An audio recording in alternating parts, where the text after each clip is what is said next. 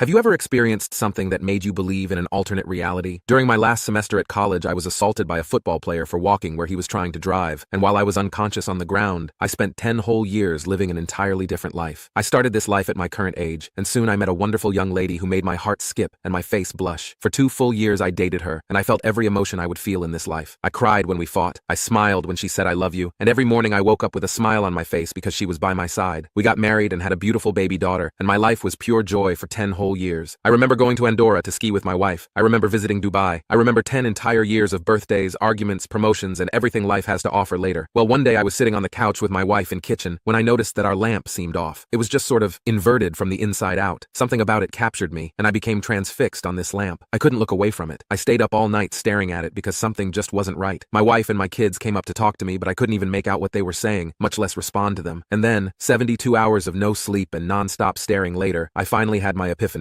This lamp is not real. This house is not real. My wife, my kids, the last 10 years of my life are not real. As soon as I came to this realization, my wife started completely freaking out, yelling and screaming, almost as if she became possessed, as if she was some evil entity who knew I just realized she wasn't real. While she was screaming, the lamp started to grow bigger and wider, and as it did, my vision blurred, and red covered everything I saw. Next thing I knew, I was hearing voices, screams, and I became aware of the pain. So much pain. I was thrown from this world of red back to the real world, and I quickly realized I was now laying on my back on the sidewalk I had just been assaulted on. I was taken to the hospital, but the doctors wouldn't believe my story. I went through 3 years of depression in the aftermath. I was grieving the loss of my wife and children, all while dealing with the knowledge that they never existed. I took so many meds on the daily I became clinically insane, and I became addicted to sleeping meds in the hopes I would see my wife and kids in my dreams. I've never seen my daughter, but sometimes I see my wife. She's just as beautiful as I remember, and I always reach for her to hold her. She disappears every time I get close, and I just cry when I wake.